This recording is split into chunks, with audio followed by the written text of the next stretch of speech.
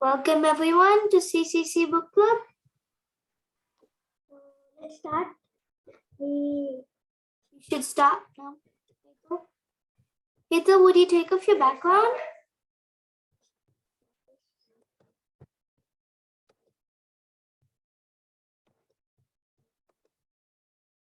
That's better. So we started reading the book called Third Eye. So let's have a small recap. So we actually had the book is all about Lobsang Rampa and how he actually before 7 he actually went to the Llama cities and he applied all those steps.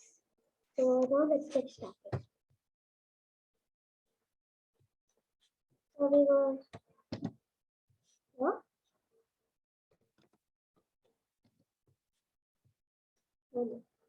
then at 14th chapter, using the third eye. How he uses the third eye. One morning, when I was at peace with the world and wondering how to fill an idle half hour before the next service, the Lama Ninja Donji came to me. Let us take a walk, Lobsang. I have a small job for you to do.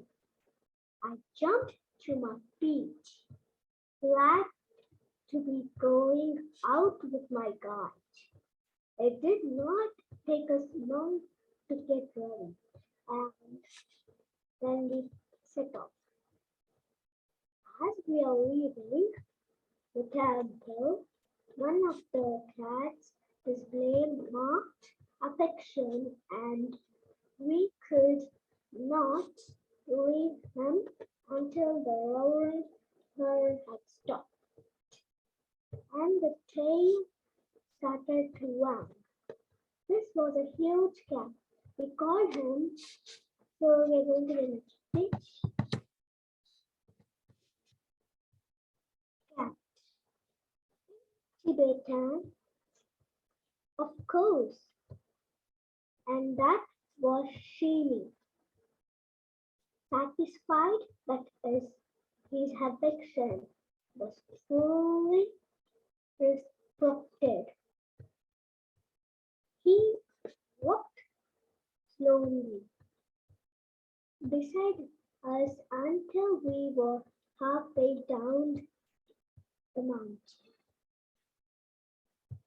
Then, apparently, he remembered that he had left the jewels unguarded, and off he rushed in a very great hurry. Our temple cats were not for ornament only. They were fierce guardians of the masses of uncut gems strewn around the whole figures. In houses, dogs were the guardians. Witnesses, masters, who would pull a man down and savage him. These dogs could be cowed and driven off. Not so with the cats. So they're comparing like cats and dogs in Tibet. One day attacked, only that could stop them. They were of the type sometimes named Siams. Tibet is cold, so they're like telling Tibet is very cold. So these cats were nearly black. In hot countries, so I have been told they are white. The temperature affecting the fur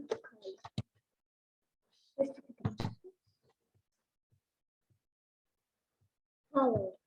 Their eyes were blue and their hind legs were long, giving them a different appearance when they walked. So they're comparing like cats and dogs in hot places, how they'll be in hot places. Their tails were round and whip-like, and their voices. No cat ever had a voice like this.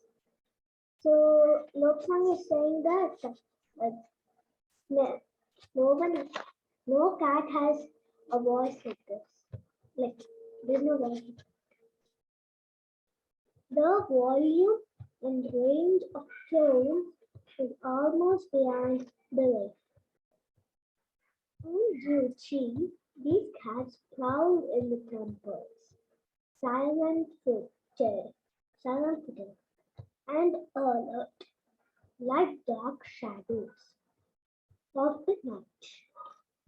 If anyone tried to reach the jewels, which were otherwise unguarded, a cat would emerge and leap the man's arm unless he let go immediately. Another cat would jump, perhaps from the holy image, straight at the thief's throat. So he's telling that how the cats save the jewels away. And those cats had claws twice as long as those of the average cat, and they did not let go. So they had some claws, it seems. For us, only lion and tigers will have, but in Tibet, there's even for cats are there.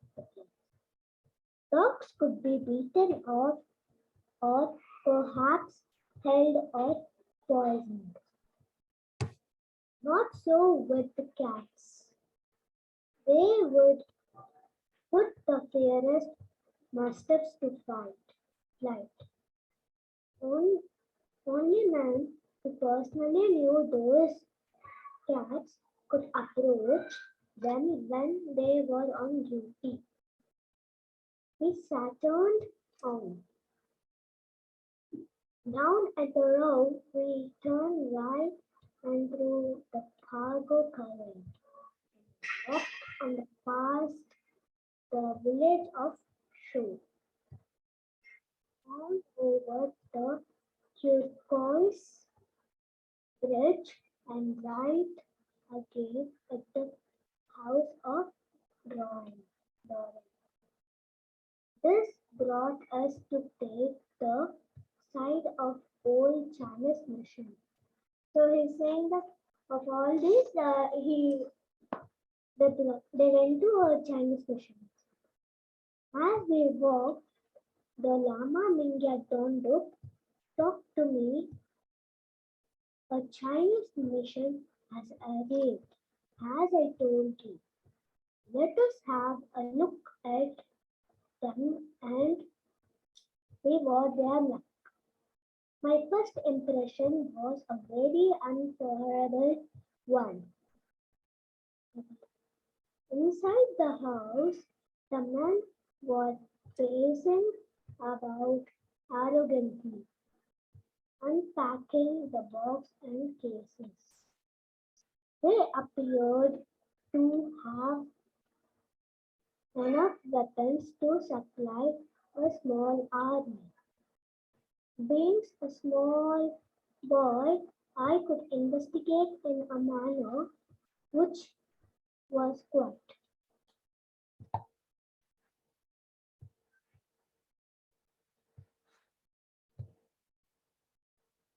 unsuitable for an older person.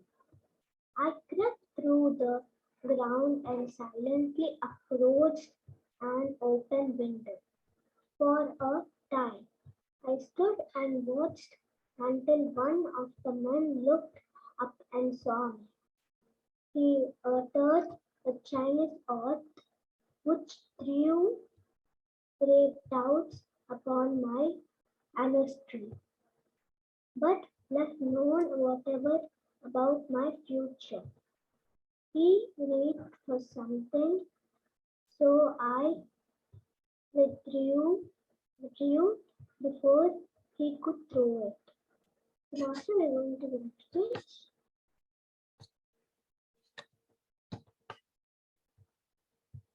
On the Lingor road again. I said to my hand, oh, how their arrows turned red, and their wavy knives about so. For the rest of the way from the Lama Mingat Rondu was thoughtful. After a supper, he said to me, I've been thinking quite a lot about this Chinese. I'm going to suggest to the precious one that we can make use of your special abilities. Do you feel confident that you can watch them through the screen if you can be arranged? So, Lama Minga Donduk is asking that are you confident to see the screen? All I could say was, if you think I can do it, then I can. So, Lobsang is saying that he's telling, if you can do it, then I can. Next day, I did not see my guide at all, but the following days he taught me in the morning and after the midday meal. We will take a walk this afternoon.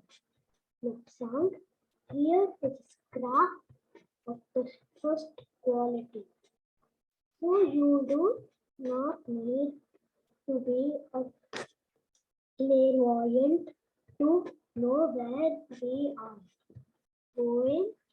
10 minutes to get yourself ready and then meet me in my room.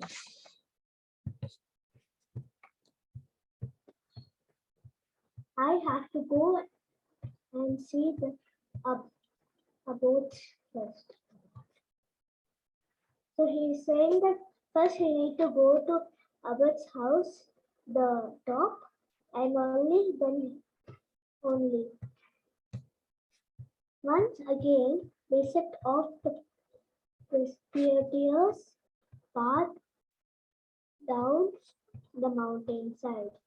We took a shortcut down over the southwest side of our mountain, and after a very short walk, arrived at the North The Dalai Lama was very fond of this jewel park and spent most of his free time there.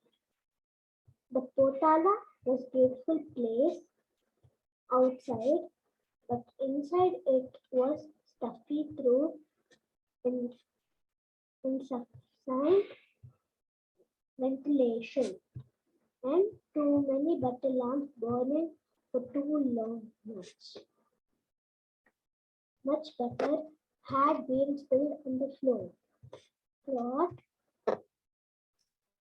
and ears, and it was not a new experience for a dignified Lama to pursue his stately was down a sloping ramp, led on a little lump of butter covered in dust, and arrived at the bottom of the ramp with few yells of astonishment.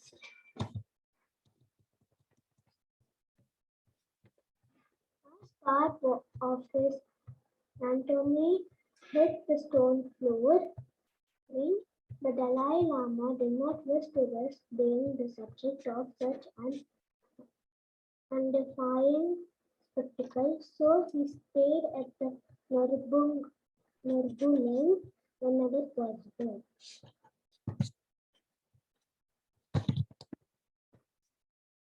The jewel park was surrounded by a stone wall some 12 feet high. The park is only about 100 years old. The palace within had golden turrets and consisted of three buildings, which were used for official and state work. An inner enclosure, which also had a high wall, was used by Dalai Lama as a pleasure garden. Some people have written that official were forbidden to enter this enclosure. That definitely is not so. They were forbidden to do any official business within the enclosures. I have been there some 30 times and never climbed. So Lobsang is saying that he was 30 times and now he knows very well. It contained a very beautiful artificial lake with two islands upon which there were two summer houses. At the northwest corner, a white stone causeway enabled one to reach the islands and the summer houses on the beach. The Dalai Lama spent much time on one another or these islands and spent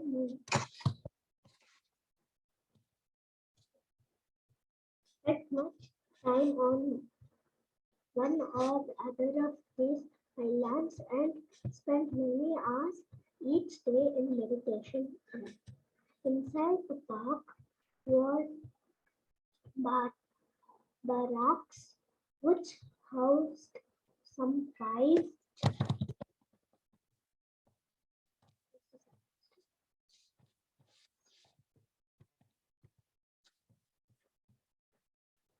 men who acted as personal bodyguards. It was to this place at the Lama Mini temple was talking.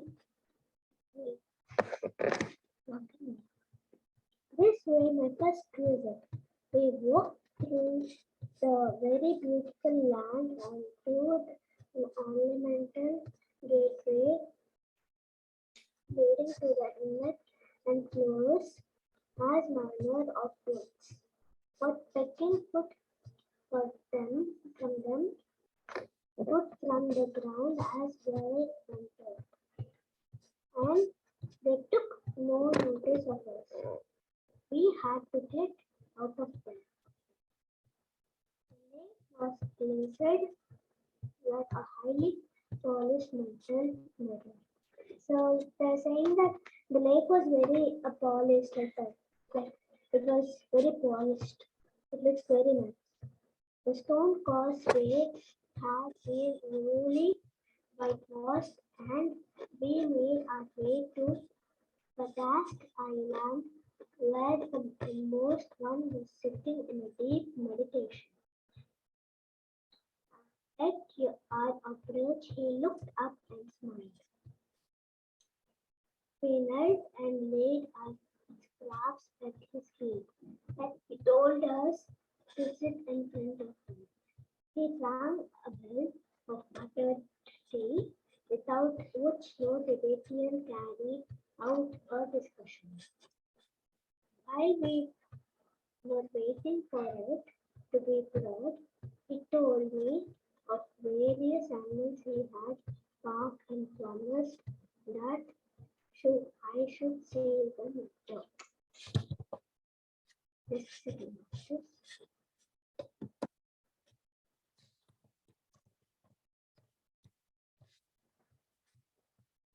With the arrival of the tea and the departure of the Lama attendant, the Dalai Lama looked at me and said, "Are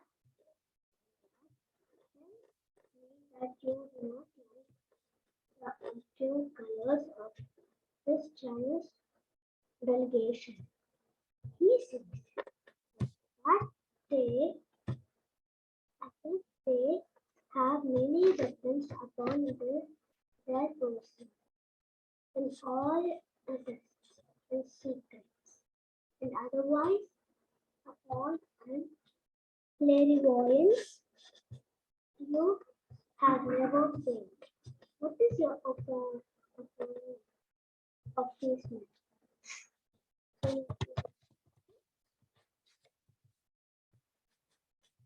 this did not make me happy. I do. I do not like telling other except the Lama Miyadam that I saw in the colors and what they meant to me. In my reasoning, if a person could not say it for himself, they, then he was not meant to me. But how does one say that to the head of state, particularly to a state, to a head who was not clairvoyant, to Dalai Lama? My reply was, "Honorable precious protector, I am quite unskilled in reading. Of turbine I am unhelpful.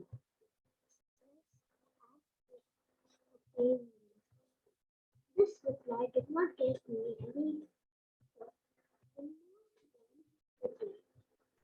As one shows of a special talent, further increased by an ancient arts, it's your duty to say. You have been trained to that end. Now say what you say. Honorable precious protector. These men evil intentions. The colors of their arrows showed treachery. That was all I saw. The Dalai Lama looked satisfied. Good, you have repeated it you told me you. You will console yourself behind the screen tomorrow and watch then the Chinese are here. We must be sure. Console, console yourself now and will say if you are adequately hidden. I was not so attendance were called, and the Chinese lions was shifted slightly that I might be entirely consolate. Llamas came in rehearsals as if they were the visiting delegation. They tried hard to locate my hiding place. I caught the thought of one. Ah, promotion, promotion for me, if I can see him. But he did not get a promotion, promotion as he was looking on the wrong side. Eventually, the inmost one was satisfied and heard me. He spoke for a few minutes and told us to come again tomorrow as the Chinese delegation were going to visit him and attend force treaty upon Tibet. So with that thought before us, we, we took our leave of the most one and wended our way up the island.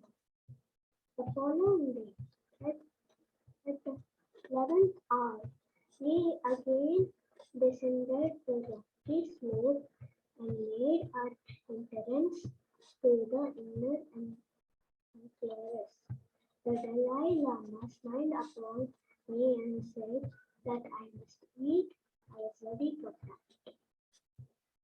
Before secreting myself, with his order, some very vegetable food was brought to the Lama Mulla's strong book and said, "And comestibles imported from India and Prince.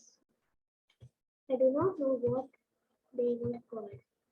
I know only that they were a very welcome change from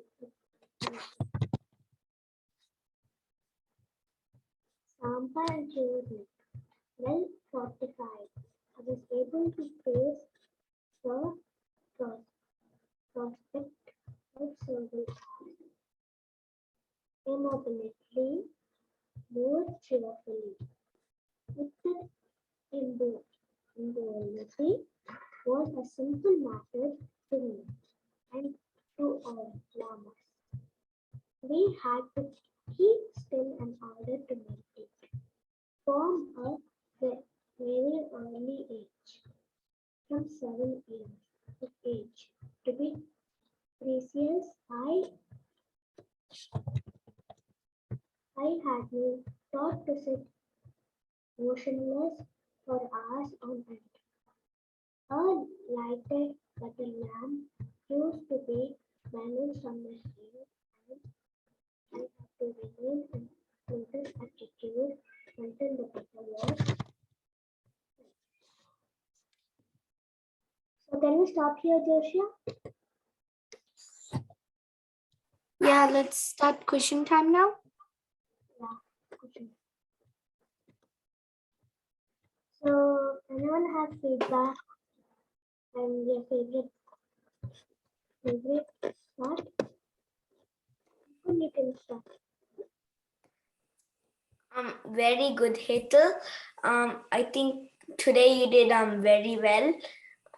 I like how you pronounced your words correctly, and your grammar was good, very correct. Very good, Hetal.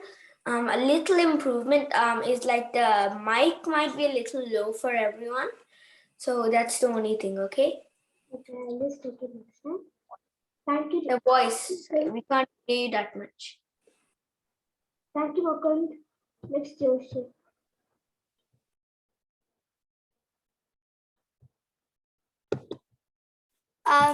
You did very good, Heather.